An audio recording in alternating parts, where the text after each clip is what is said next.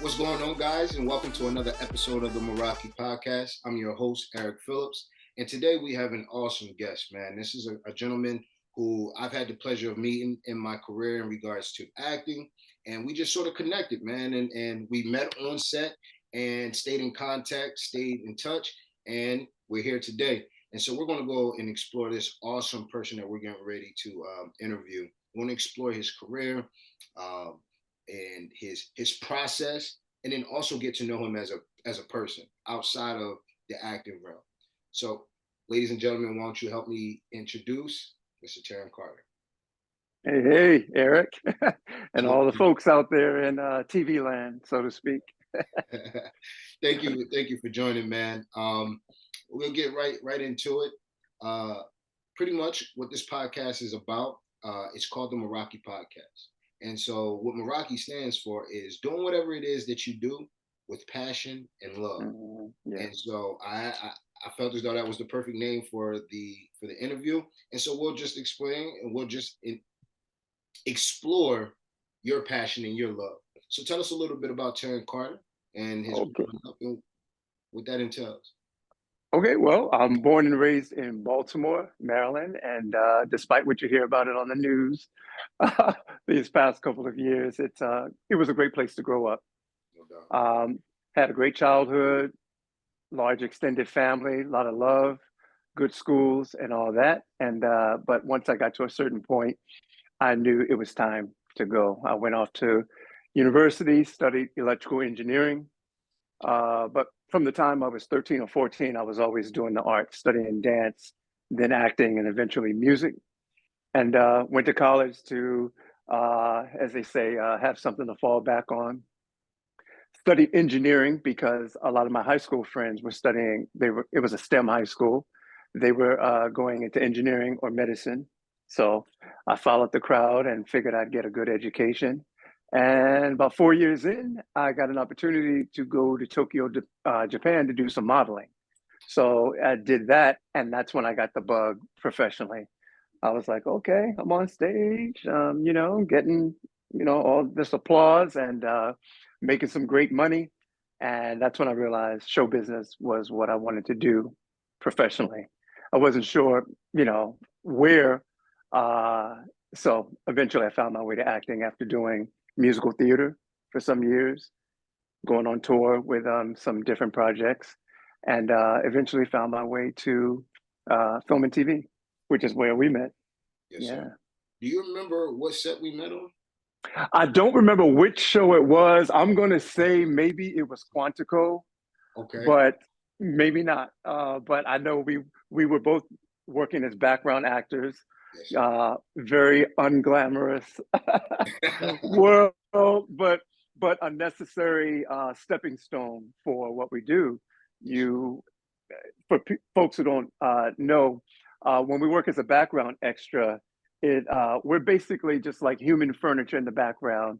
We're the people who fill in the scenes to make it look realistic. You got your principals who have the speaking roles, and then the extras bring the life. Yeah. Yeah. So again, I don't know which We show we are were a doing, very but there we were. we are a very essential part of the process, though. Oh, very, very much And so. That's what I'm yeah, saying. We bring the life to these things because if you just have people talking and no kind of activity and all that, yeah, it just seems very empty and staged. So yeah, extras are very much important. We're low on the totem pole in terms of the hierarchy, but very essential to you know to the project. the projects. Yeah. Yeah. You said you grew up in Beemore. Hmm. So one of my favorite shows was actually filmed there, and I'm sure you already know. Don't tell me The Wire. Yes, sir. Yes, sir. The Wire. And so, question: were you in Baltimore at that time when they were putting that project together? No, I think I was either in college by the time The Wire was on, dating myself. Either I was in college or I had already moved to LA when The Wire was big. I think it was what, the mid '90s, if I'm not mistaken. Yes, because Yeah, yeah. some of the Sopranos and stuff that was 95, 96 Okay, on there. that's right. So yeah, so and so I know it's critically acclaimed. I have a couple of friends who worked on that show. There's a big guy named Rob character. I can't remember his character, but Robert Chu is the actor who was on that, and he was a local Baltimore, but he had a regular part on that. I have a friend named Tony who was a regular on that show. So I know people who were on it, and we have that connection. But I never worked on it because I wasn't in Baltimore at the time that was shooting. Critically acclaimed show, and maybe one of these days I'll go back and watch it. But I think that I never connected with it because it hit too close to home for me. If Yeah, I wanted to see all that, yeah, all that stuff that was happening on the wire, if I wanted to see it up close, all I had to do was go to the other side of town, and there it was for real. yeah. And it was no film set with where you could call cut. This was real life for a lot of people. Do you think that they were I taking was everybody? I was insulated from a lot of that because I was going to school. Um, all of my friends in my world were trying to create a great life for themselves, about education. So I was into a lot of things, and then every day after school I was going off to acting classes or dance class or this or that or whatever. So Yeah. I didn't really get to see all of that stuff up close, and I'm glad I was protected from it, but it was very real. No, I feel you. That was actually going to be my next question. Was did they play it to an authenticity to what Baltimore really was? I know that they had a Yeah, few community people in the project as well, people yeah, they did. from the city and town. So just some behind the scenes stuff. But yeah, man, that very good show. It's unfortunate that that was the light that they shine, but Mhm. nonetheless, But it's it was a real life, and it was very true. reality for a big or a segment of the population. That Exactly. was their day in, day in day out kind of thing, ducking Exactly. and dodging bullets, dodging bullets, ducking and dodging crack dealers. As a kid, just trying to get to school and Yeah. trying to whatever, and you got some teenager trying to get you to run drugs for them and all that stuff, the Yeah. murders and homicide rate and all that stuff, very real. Uh, but again, thank God I didn't live in a community that was like that, or I probably would have been subjected to it every day too. Well, thankfully you were protected. I was one of those. Yeah, yeah. I was one of those days where like Atlantic City is known for the casinos, but it also has Ah, its aspects. And my parents, not my mom specifically, made sure that that I was protected. After okay. school, I went to the after school program, or I went over to the police athletic league to stay Yep. on the street. I wasn't allowed to go home where I was unsupervised That's right, right. because it was too much going on, too much that can happen, too much information, too much to see in your walk home from school. It's too much. So it was So like, then we had a very similar experience then because and I worked in City in the mid 90s. So I was there working at a casino doing a show at the Sands Hotel that was there. yes, sir. Yeah, and I had an apartment on the boardwalk, and but whenever I went to what was it, Atlantic, or where the projects were and where the regular folks live, I was like, oh, okay, this is the other side of Atlantic City that they don't show you on TV. Yes, sir. Yes, sir. Yeah, It's so literally so like but you one knew block that. over. Right. Yeah. Yeah. So like, because of that, because you were so protected, what is one childhood memory that defines who you are now? Oh man. Okay. I have one in the fourth or fifth grade. I was going to school in my neighborhood like everybody else, the school that you're assigned to or zoned to. Okay. I had a teacher who saw potential in me, and she heard about a program called the Gifted and Talented Program. Um, that was a citywide program that students from all over the city applied to, and you got accepted. But they accepted like the best and the brightest and most creative and artistic and scientifically minded and math minded students from all over the city, and brought them together in a particular school under one roof. Um, and I had this fifth grade teacher who saw potential in me and referred me. So we applied. with her help. She recommended me, and I got accepted. So every day when everybody in my neighborhood, including my siblings, went to school in the neighborhood, I got on a little yellow bus and busted across town to the other side. And yeah, I got teased, because when you ride in a little yellow school bus, what do they say? You know, they Yeah. make all kinds of jokes and stuff like that. Yes. But yeah, but I was getting an experience by going across town and being with some of the brightest students that Baltimore had to offer. It exposed me to a whole new world, and I just kept riding that. And if it weren't for this particular teacher, Mrs. Johnson, in the fifth grade, I would, I would don't think that I would have had. She saw it, and she saw something in me, and she made it possible for me to shift gears and have a different experience than say a lot of other people, and have an opportunity that I probably would not have known about. So How that important is changed that? the course of my life right there. Yeah. How important is that to have someone uh, support you and stand by you and say, "Hey, look, I see something in you that you may not even see in yourself." How important was that for you? Did you see it? Did you understand the value of that then, or was it Not at hindsight? not at that age. When I look back on it, I see it. Then I was just excited about the opportunity. Even at that young age, I knew that this was something that I wanted for myself. So I drove it, or I was excited, and I made sure that it happened. My mom always tells me, she calls me Terry. My nickname is Terry growing up, but she always says to me, Terry, I never worried about you when it came to your education, because you knew from fourth and fifth grade what you wanted for yourself. So all I needed to do was stand back and let it happen.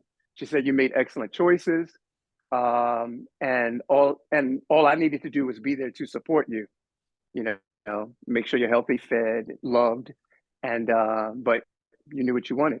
So uh, yeah. So, and I think and from that point forward, all the choices that I made in terms of direction and opportunities and stuff, when I saw an opportunity that was going to move me forward, I went for it. But it started then.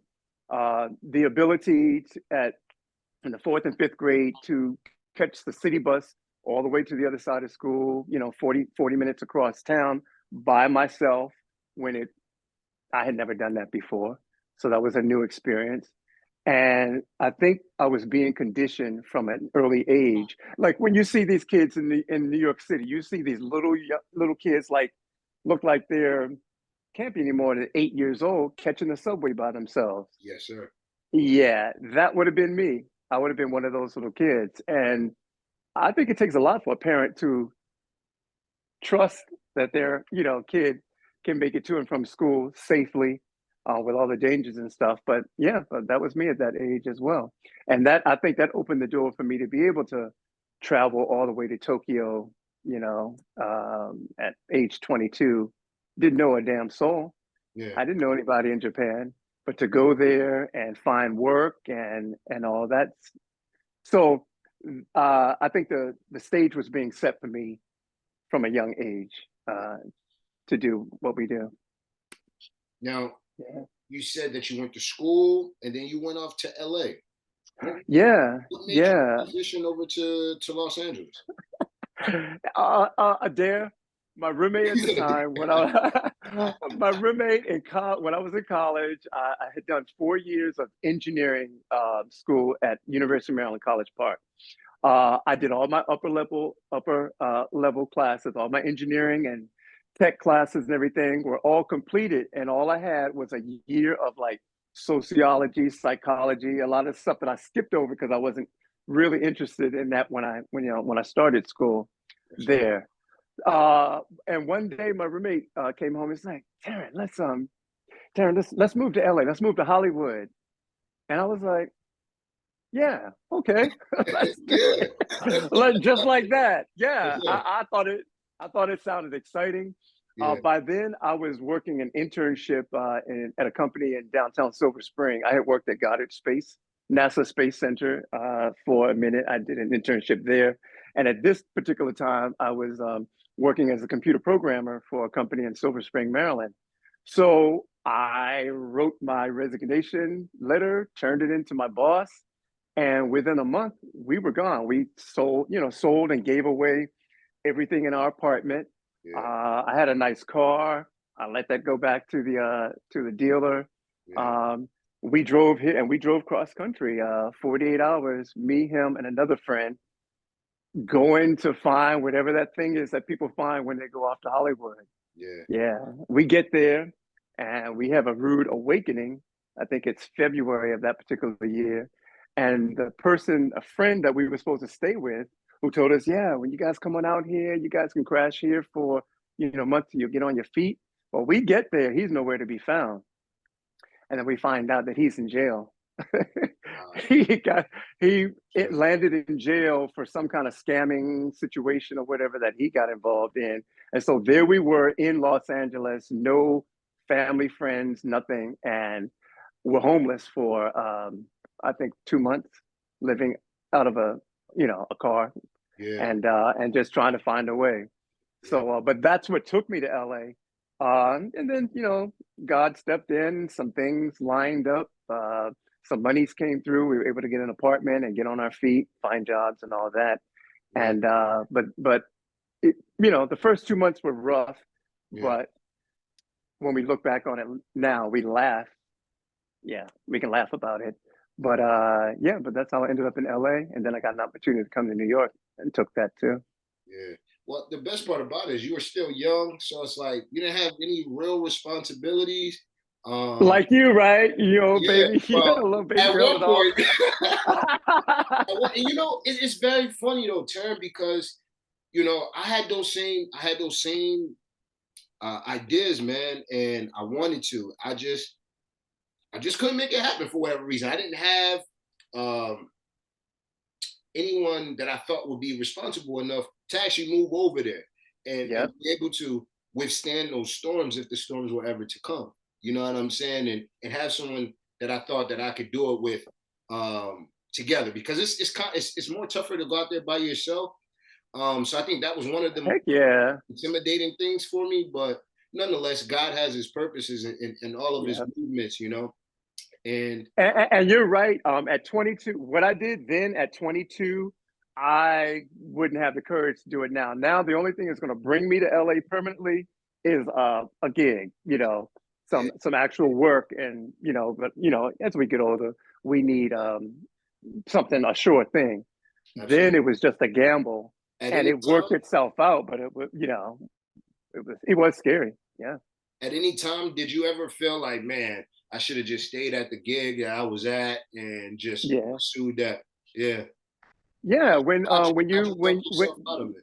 well, when you're not sure how you're going to pay your rent for the month, you think back, man, I was driving a BMW just a few months ago and eating out at nice restaurants on a regular basis and all that. That's what my life was when we lived in the DC area before we moved to LA. And so, but so you got that, but then you have the other part, the thing that's driving you, the thing like the passion, Yeah, which you talked about at the very beginning of this podcast, doing things with passion. And sometimes you're faced with, do I go for the sure thing or do I pursue the thing that's really driving me, the thing that makes me want to get up and put my feet on the ground every day? that part. And that's what that move to LA was. That's what all the pursuit of the arts and performing arts that I've done since then Yeah, had. That's the thing. When I went to Japan, that's the thing that drove me to go there, because that was a scary proposition, being halfway around the world in a strange country, not where people didn't even speak English as a first language, and trying to find a way to get along. So, but when you're 20, 22, you do these things and you don't necessarily think about all the consequences.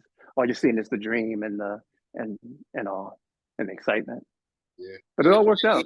it's to be expected. It's to be expected to see nothing but the dreams and the reality. Right. But I think that that's what makes us so unique is that with all of those drastic things that could possibly happen, that passion still pushes us forward to say, I'm gonna take the chance because that's really what I mean. Life is really about is really taking chances Yeah. and just saying, hey, listen, I know that in the end, even if it doesn't work out, there's something that I'm going to get out of it. There's something I'm going to learn. Yep. Uh, there's networking that may come out of it. You know what I'm saying? Hmm. All that stuff. So there's always light on the other side. But if we never make it to that other Most side, definitely. you know. Well, we hear that all the time. I'm sure we've all heard about it, and the listeners out there growing up. Let me see, what is that thing? Even if I don't make it, at least I know I tried. If I die tomorrow, at least I know that I was going for a thing. I was pursuing a thing. And then you get people who fear keeps them from ever pursuing the thing that they ever wanted. I know during COVID and during the shutdown, a lot of people got inspired or re-inspired to leave behind a thing that wasn't bringing them joy and happiness in pursuit of maybe starting a small business that they always wanted to do, change of career that they always wanted but were too afraid to do. So, you know, we're still doing it. That Yeah. part. That part. So I want to transition to Tokyo, but I also want to stay on this acting thing. Did you do any acting um like classes or courses or anything while you were out there in LA? And if so, No. pursue. When I went to LA, I was pursuing a career as an artist, a singer. Yeah. And so when I went there, I didn't do auditions and stuff like that. I was really trying to, I was making music, music demos and stuff like that. And I remember showing up at George Michael's manager's office one day, thinking all I had to do was just walk in there and plop down my whatever, and it was on. But that did not happen. It didn't go down that way. I'm sure the secretary looked at me like, "Who the hell are you? And what are you doing all up in here?" Yeah. but But you but took I that made chance. yeah, I took a chance though. But I made some good contacts out there. A couple of young producers that I got a chance to work with, and start that process of making music as a new artist. Um, so I was only there for a year, and then I got an opportunity to come back to this side of the country, and I met a guy, a friend that I knew from my college days, who was interested in managing me. He lived in the New York, Jersey City area. So I came to talk business with him and meet with him. And while I was here, I met a young writer who was writing songs that were just up my alley. Sure. And I kind of saw myself as the male version of Whitney Houston. Those are the kinds of songs that he Yeah. was writing. Those are the kinds of songs that I love to sing. Yeah. And we just formed a working relationship. And he was writing music for me, and I was doing my demos, and thought that I was, on that path. So I did that for a few years, and then fell into musical theater. I got a chance to go to Germany to do the German production of Miss Saigon, the same Miss Saigon that was on Broadway here and played in London. Was doing a German production.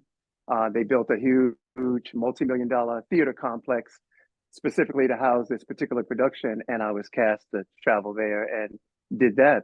Did that for a while, and that started my musical theater journey. And while I was doing musical theater, I did the German company of Miss Saigon. I did the national tour of Jesus Christ Superstar here in the States. I did that gig in at the Sands in Atlantic City Yeah. one year, and that was very successful. And and then at a certain point, I was like, man. And then I started doing cruise ship work as a cruise ship singer, going off and doing these big Vegas type productions on cruise ships, on all the major cruise ships, out there. And then at some point, I think in 2010, that's when I decided you've been talking about and wanting to pursue a career in film and TV. You've been dreaming about it since you were a little kid. Now is the time to start doing it. Yeah. And I booked my first student film project with a young filmmaker like yourself. This was a team of filmmakers from either NYU or Columbia or one of the schools in the city. And I did my first film with them, and then went on. And I know 3 years later, I looked up and I was like, wait a minute, I've done 8 projects already. Yeah. Yeah. Went looking back on it, and And that's when I realized, oh, okay. So all you got to do is just keep going. You do the first one leads to the next one, the next one, the next one, and you just take these baby steps. And Yeah, then before you know it, you look back and you see that you are building a body of work. for sure. Yeah. And Now, then fast forward, then you and I meet when I'm doing background, you're doing background. And the whole time that I'm doing background work, I'm also making moves to do principal work. And let me see, I think the first one I was doing background on the Blacklist mhm, and had a scene as I was hired as an extra that day, as a featured extra, and had an interaction with one of the main characters. yeah, And he spoke to me. I spoke back to him. The director came over and said, "Okay, do it again. Keep it." They brought the mics in and stuck the mics in my face and do the scene again. Blah blah blah. They did a couple takes of it, and then they whisked me off to holding. And as soon as I got to the holding room, that's when the wardrobe lady was just like, "Oh my God, you got covered so well. Your mom is going to be so excited to see you." And it was all brand new to me, this whole idea of being upgraded on set. For people don't know, upgraded is when you get hired as an extra with no lines, and then the director gives you a line to say, and then automatically you become a principal or a day player.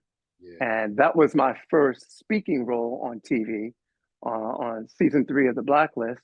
And then they just kept going. I got a couple upgrades on other shows, and then other stuff I was auditioning for, doing these self tapes or going into the director's office, and that started my journey. And Uh, you're yeah. auditioning all while still doing your back. Hmm. Yeah, That's right. word up. So when I saw you, had you had already when I first met you, did you already do the blacklist? I don't remember. I have a feeling, or it might have been right around the same time because I think I did the Blacklist. I want to say in 2016, Yeah, and that sounds feels to me around the 16, 17, yeah, 18, around the time that you and yeah. I first linked up. Yes, sir. I went in the Yeah, summer of 2016 or 2017. I actually yeah. came off from school, and a buddy of my mom's actually referred me, and that's how I got into it.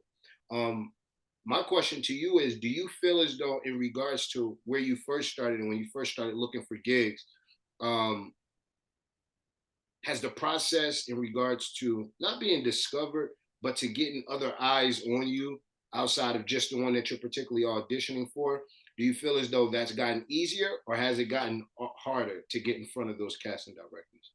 Um, I really don't know how to answer that. I know there was the process where we got called into the casting director's office and you had to audition in the office live for the casting director.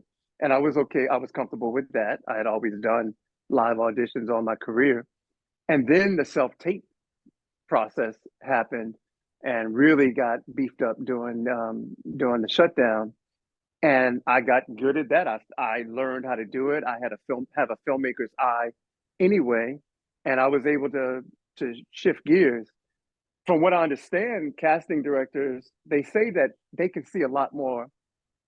They can, in an hour's time, they can probably whisk through 50 self tapes Yeah, versus seeing live what, five, six, seven, eight people in their office.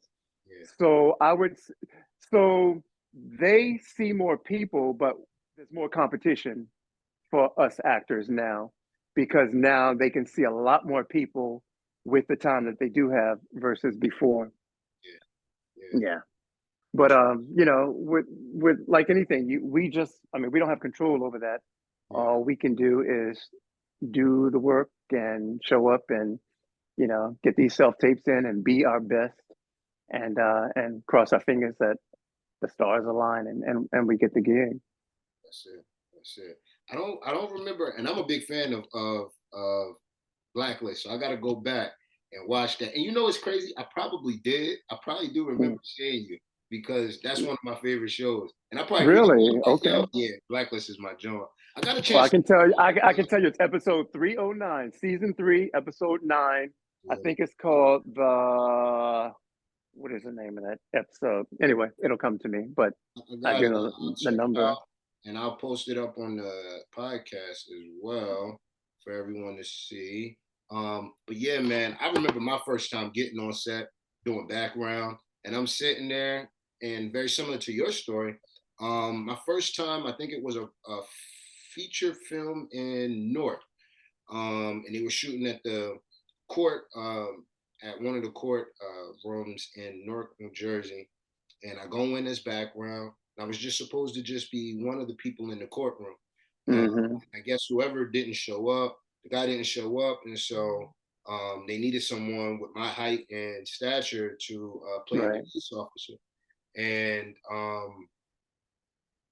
they came into the holding room, and I'm sitting right at the door, right, like in the back, because I'm a to the contrary, I'm very much so an introvert, right? So I don't when I'm on set, I'm like, all right, I'm in To my yourself, bag, to right? myself. If I just so happen to meet someone, um, then that's cool. But like most of the time, I'm just, especially when I first got started, the more comfortable I began, the more open I become, because you start seeing the same faces. But they Right. in looking, and they look down, and I'm sitting right there, nose wide open, and they're like, "You, You, how yep. old are you?" You had the right. You had the right look that they were I'm looking over for. 18. And you were trying to disappear and be low key when they were like, "No, we got you." You. And Yeah. so I go through that process, man, and it was one of the best opportunities, because it gives you a chance to, uh, it gives you hope. Like a lot of people don't really talk about that part, but it's the hope of being featured, even though your background. Yeah. Yo, I am where I'm supposed to be. Somebody sees something in me that I Exactly. don't see in myself, but they see it. And so it gives you that hope. And that was one of the things that I learned outside of learning like the technical and the behind the scenes of Hmm. projects. But that opportunity was like, man, all right, I'm back at it. Let's go back onto the drawing, start submitting to some more projects, right? Well, what you just said about being featured, that was the exciting part about doing background work. Yeah. Yeah, you can be just a regular background person and get lost in the shuffle, and some people prefer that way. But when you get pegged to be featured in something, even if you don't have speaking lines, it's still an exciting. It's exciting, So, especially the first few that you do. Yeah, so you worked at I FBI love being too. featured the first up until the first like 8 or 9 times, and I was like, okay, now I'm ready to Already. move beyond. Now I'm ready for give me a I thought line I or was the something. only Don't one, just feature Teren. me.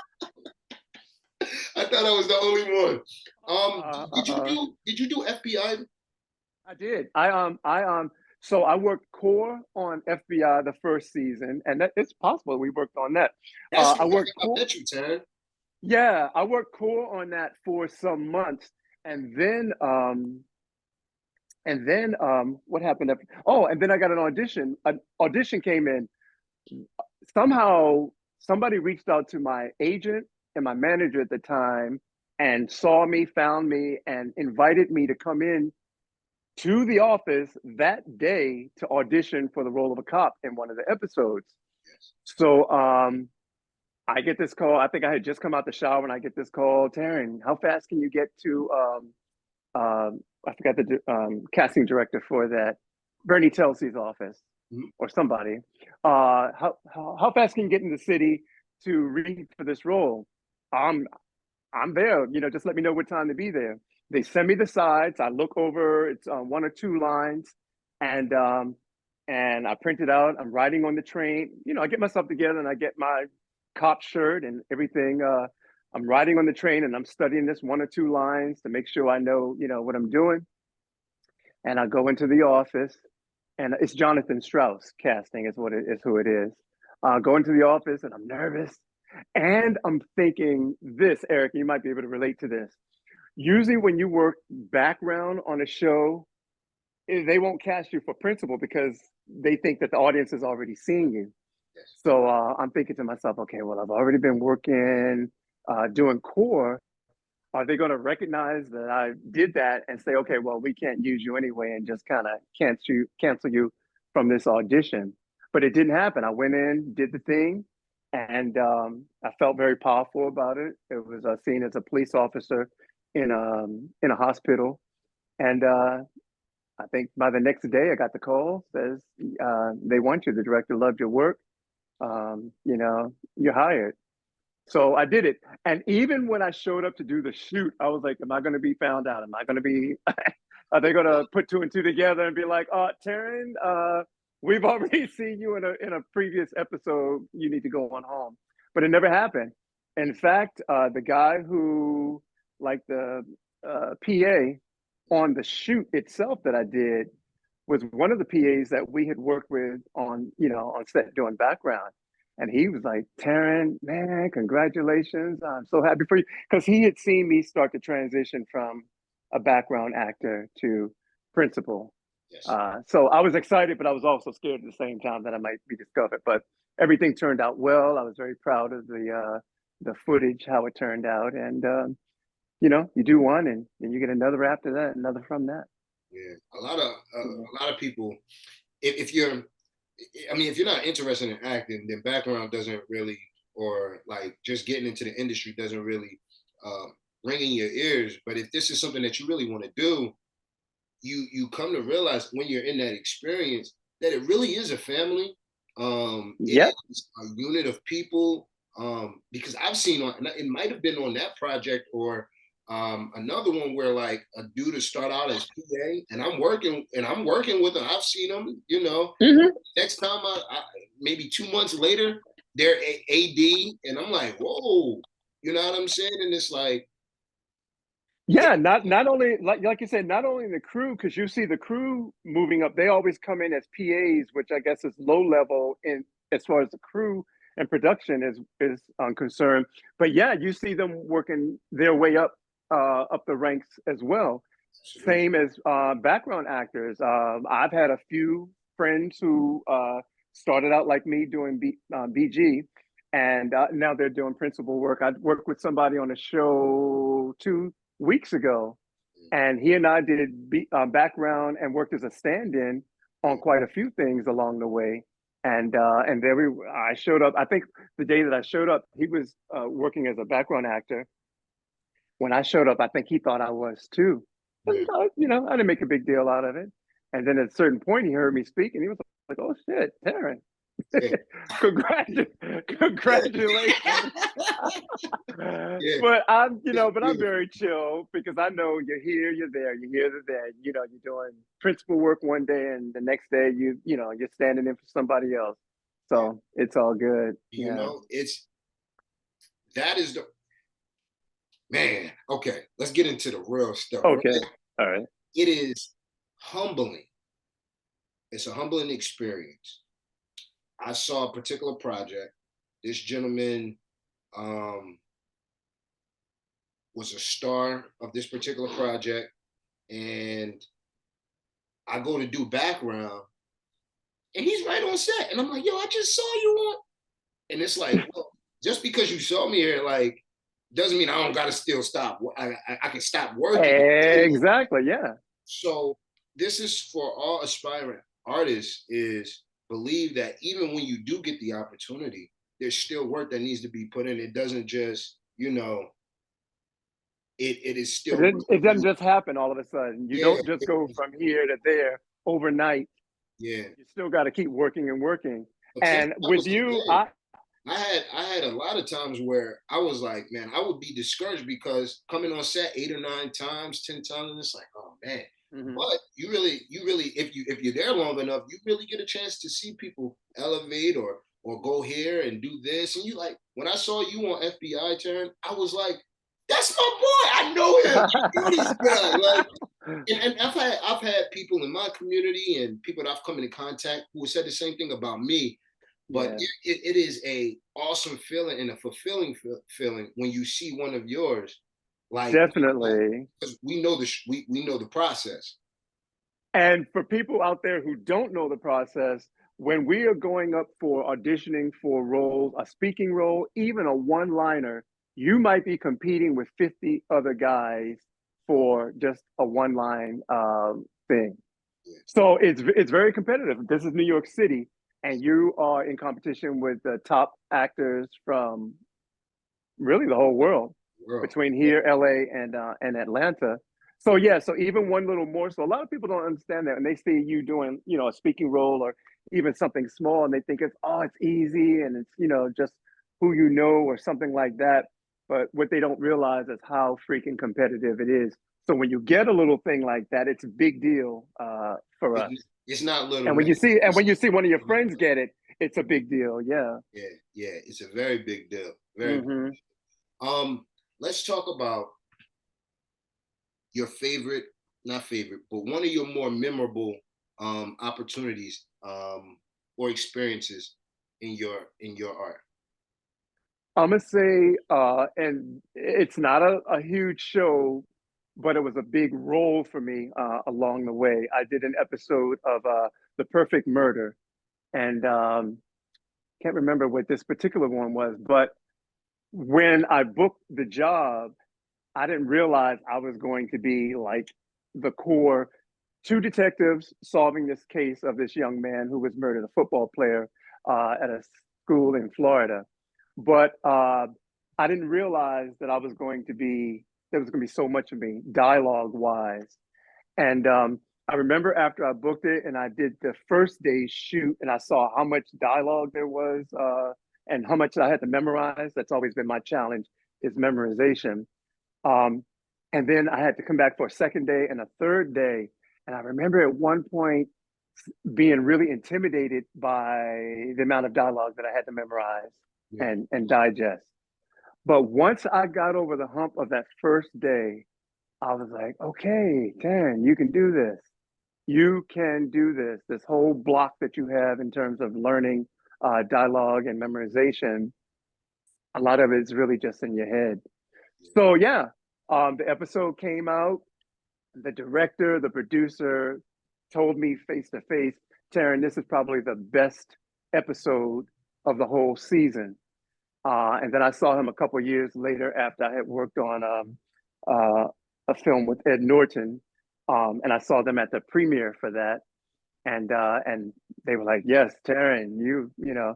So um, that role as a detective solving this case with as much dialogue as I had was like a personal moment for me, a personal best kind of moment for me, because that's always been a hurdle I felt I had to get over is retaining words and dialogue. And once I did that, once I accomplished that, then I kind of gave myself, you know, it just helped me move forward. I was no longer afraid of that sort of thing anymore. So yeah. Do you feel as though the art discipline of acting um, plays any other role in your life outside of just on screen? Yeah.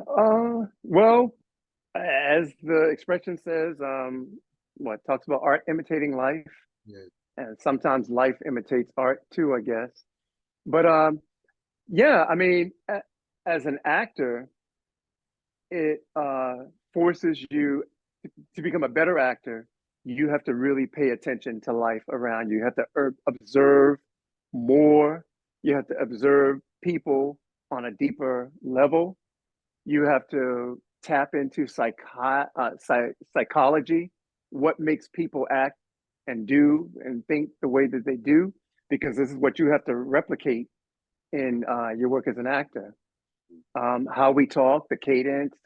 Um, we talk about as an actor, what's your objective in the scene? What is my character trying to get? What does he need? And all that.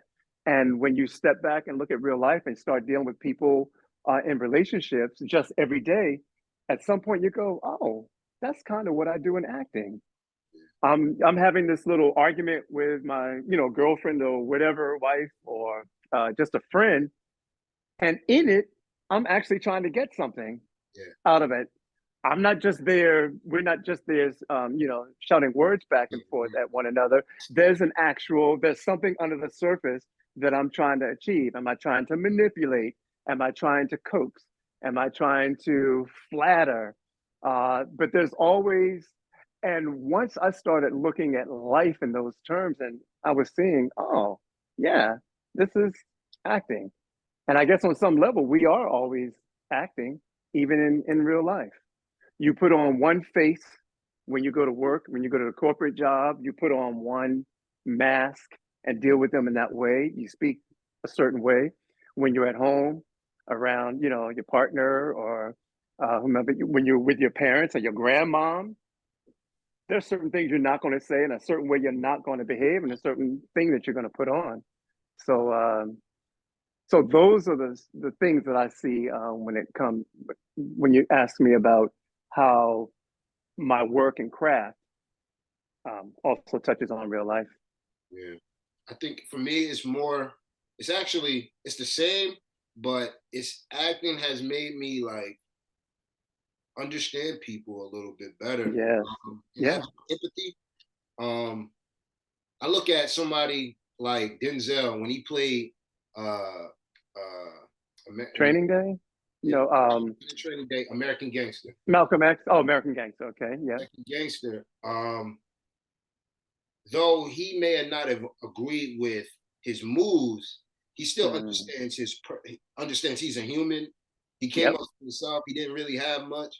The little bit that he got wasn't enough to take care of his whole family. So you get the opportunity to do something.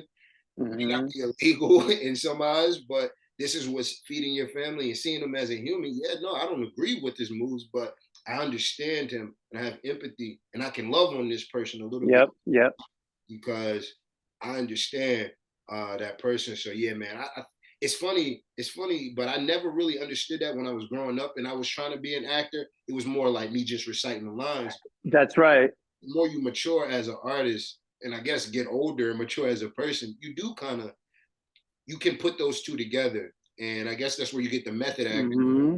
like that. But it is And most and what you just said is very important in terms of well, one of the things that I learned in this process too is that the characters that we play, even if we play a character who's very despicable, say the character Mister in The Color Purple, and you look at him on the outside and you think, oh man, he's just a mean SOB and all the things that he did to Celia and all that. He's just, but what you have to do as an actor is you have to peel back those layers and try to find out what makes him the way he is, what makes him make the choices, tap into the fact that he's probably been hurt and damaged and hurting, and he's just acting out against other people.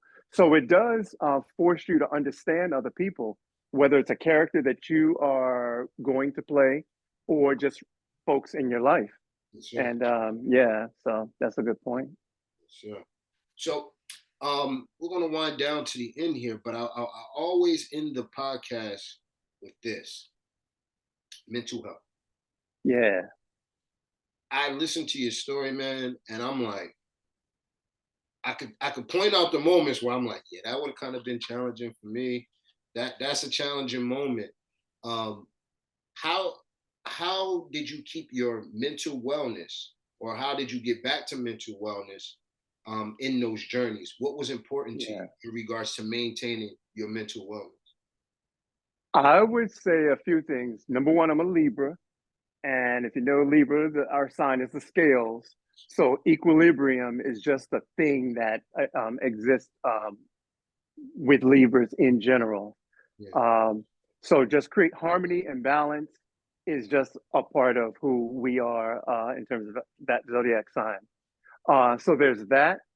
I've always been a pretty even tempered person anyway, good natured, even tempered until something sets me off or gets me agitated or whatever. But then the other part of that is just good family life and upbringing and good tribe in terms of family relationships, strong family relationships, good friends in my life. So all those things I think keep me balanced and sane.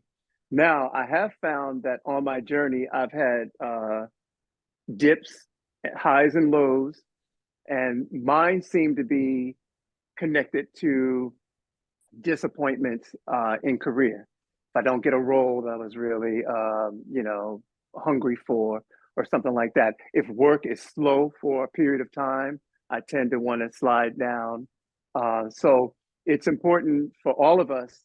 We owe it to ourselves and our family members and the people who love us to maintain and be on top of our mental health. So whatever you need to do as a human being, whether it means seeking therapy and getting any type of therapy or counseling or whatever you need to get and finding a way to get it done, just as we would, if you break your leg or something like that, you get attention, get medical attention. We need to pay attention and get what we need that way. If it means being put on medication to help even us out and keep us where we need to be. Keeping strong bonds with people. It's easy to fall into bad mental health if you're always isolated, if you're always by yourself, if you don't get out every day. Diet, exercise, sunlight are really important to just keeping good mental outlook.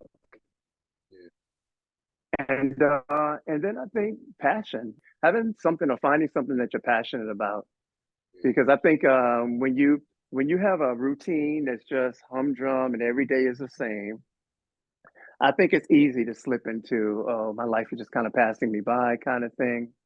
But if you have something that's passionate about, whether it's your kids, your new addition to your family, getting married, whatever it is, a trip that you have planned, coming up. We all need something to be excited about and look forward to. So I think that those are the keys to maintaining good mental health. But on a daily basis, I think getting out the house, being out in the sunlight, being around other people, I think is key, because we saw during the shutdown how so many people, millions of people around the world um, ran up against that whole mental health wall, and we're having real issues, people acting out, and suicide rate went up, all kinds of crazy things. So yeah.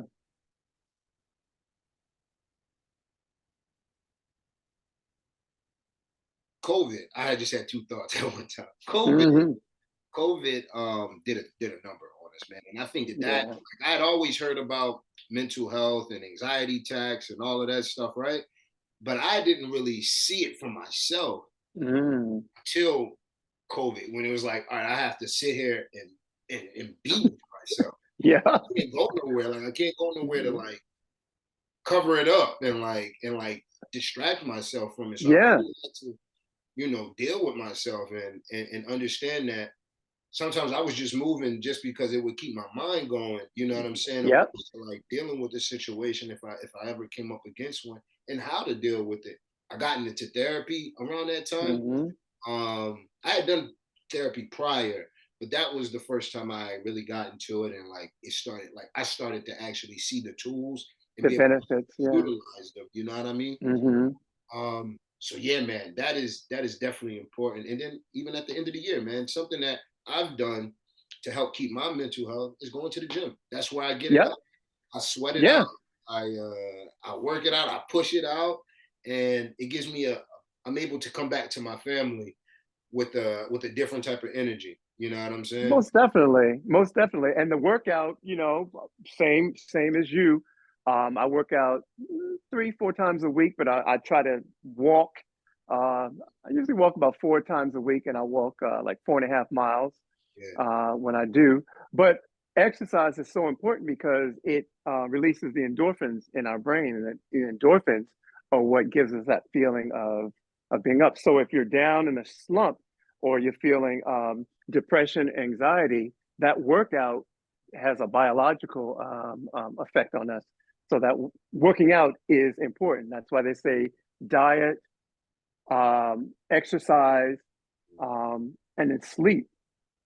Sleep is where Woo! your body recharges. That's the one right there. Don't nobody get me sleeping on that sleep, boy. I'm telling you. Okay. That's the one, And yeah, G. and look, you as a new father, how much sleep you've been getting or not getting, but Bro. yeah, but It's gotten better. It's definitely gotten better. But as she grows, she just has those moments where like she like, I'm Yeah. up tonight. I'm up. Yep. You I'm can't up, so y'all gonna be up. know what I mean? So it's very, yeah, man. Sleep is very, very important. And I think that culture had pushed the complete opposite. Yeah. Bust your butt. And I was advocating, no, don't get no sleep. Don't. And I'm like, but I wonder why I don't always feel my best. Like Yeah. I don't ever feel like I'm giving 100%. Like it I has, understand the thing that you're saying, that grind, because you kind of feel like you got to do it, you got to do it. But you can hurt yourself in the long run.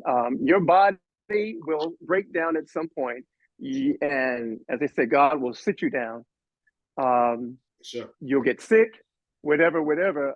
But at some point, your body will tell you, "I just can't go on anymore. I need to just sit my ass down, or sit my butt down for a week or so." So yeah, so sleep is important, and then just again balance, Yeah. work, life, sleep, balance, diet, all of that stuff. Sure. Yeah. So usually at the end of every episode, Teren, I always like to end it off with a rapid questions. So I'm going to read down these questions. If you ever come up against one that you're not so sure about, just say pass I'll and we'll pass. get to the next. Okay, I'm ready. All right, here we go. Favorite movie? Ooh, The Wizard of Oz and Willy Wonka and the Chocolate Factory. Wow. No, no, I like that. Yeah, Favorite actor? man. Uh, Viola Davis probably at the top of my list of favorite actors. Favorite color? Blue. My mom says I wear too much of it. I need to break it up. Wear some other colors. Yo, the women in our lives have no problem telling us what we got to do, and I love them. Yeah, exactly. Yep. They keep us on the straight and narrow. Always, always. Favorite dish? Right now, for some reason, banana pudding just came to me. I don't know why. Yes, sir. So we're gonna go with that. Yes, sir. Cheesecake Factory or Red Lobster? Oh, Cheesecake Factory. And I was there a month, 2 ago, 2 months ago. I went home for my mom's birthday, which is New Year's Day. She treated us all, a group of us, out to the Color Purple movie, and then after that, we went to the Cheesecake Factory. So, I still haven't yeah, seen I don't that like to movie. let. Yeah, good. It's a great movie, different than the original, Yes. because it's a musical and a different retelling of the story. But I thought it was great. Yeah, Glad, glad. East Coast or West Coast? East. East. I'm a city boy, and I love the whole New York, Philly, Baltimore, DC Yes, sir. corridor. I love the warmer weather, LA, but vibe wise, I think I'm much more of have a more city boy, East Coast type of yeah, thing, vibe. Yeah, you got that swagger. You got that East Coast swagger too. And so do you. So do you, um, Eric. Definitely. love or loyalty, man? Love. Yeah. Union or non-union? For work, yeah, well, in general, union. And we saw last year the power of unions, both from our union Yes, as sir. actors and the automobile industry and all that. There's strength in numbers and people coming together to fight for what they are due. I can't do it on an individual basis. So, union for sure. Go. Favorite hobby? Ah, man, singing. No doubt. Yeah, it's also part of my profession Yes, in sir. musical theater, but singing just brings me so much joy. Yeah. When I'm even if I'm just in my room and I put on a karaoke tune that I haven't sung in a while, Yes, sir. yeah. Hmm. I can think of one right off the top of my dome, man. Which one comes to you? I'll cover you reprise from Rent. Yes, I love that. That's Yes, my work. I actually did, yeah. I did Rent in high school. Really? Okay, I had Yeah, no I idea. played That's Copper. the role of Collins, right? Yes, sir. Yes, Yeah, sir. you played that. Okay. Yes, sir. I never got a chance to. Oh, and tidbit, I was seen 7 times for the broad for that show. Two Really? shows that they kept calling me in back in the day. Yes, The sir. original Lion King, when they were first casting the Lion King, they must have called me back and forth about 6 times, 7 times for that, and Rent for the role of either Collins or Benny, I think. Yeah. And after a certain number of auditions, and they would call me back, I was like, I told my agent, if they call for me again, no, because if they haven't figured out by the fifth audition whether I'm right for this, Yeah. yeah, then it's not gonna happen. No So, doubt. but I mean, keep it up there. Rent. And lastly, winter or summer? Say it again. Winter or summer? Oh, summer. Well, okay. Let me qualify that. I hate extreme uh, cold or heat Yeah. anyway, but at least I can do more things in the summertime, I feel. I'm a spring person because the weather is mild. So just like I don't like spicy food, I don't like hot weather, don't like cold weather. I'm always middle of the road, Yes, sir. somewhere in between. No doubt. But if Well, I had to choose between those two, it would be summer. I'm born in the summer, June 21st, but I like the winter better, man. I like Okay. I like being up in the snow mountains, skiing, that type of stuff. By yourself or cuddle up with your honey? With my honey, of course, yeah. Okay, see, that makes a difference. You know, Uh, she likes the fire pit. okay, see, and that's a beautiful thing when you have somebody that you can be close with, snowed in like on a day like today, and you don't have to go outside, and you can just kind of be together, watch TV, eat some munchies or some good comfort food. Yeah. But I think I like summer because there's more activities and more people are out and about and doing things. And And we even though like they're trying to stay flowers. cool, huh? We like flowers. We activate off of the sun. Oh, definitely. You know that. Yes. Yes, Yep. yes, sir. Yeah. Well, Teren, I thank you for coming and spending some time with me, man, and letting me shine my light on you, bro. I appreciate you for taking this time out of your day. And Eric, I appreciate you as well. And I love this journey that you're on. When you reached out to me to ask, if I would come on, I said, of course. I'm always want to give back either the people that I'm on this journey with career wise, we're all pursuing some version of it together, or to meet a young filmmaker, brother like yourself. I was like, yeah, anything he's doing, I'm gonna give my little contribution. I appreciate you, Teren. And for my For viewers, all your people, if you want to see more of my stuff, go to terencarter.com. yes, And I've got clips on there from it'll be all of my down work. below. Yep, Yes, right sir. there. Yes, sir.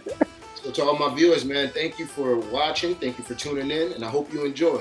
And as always, peace over everything, man. So make sure you have someone subscribe and share this video, and I'll see you next week. Peace.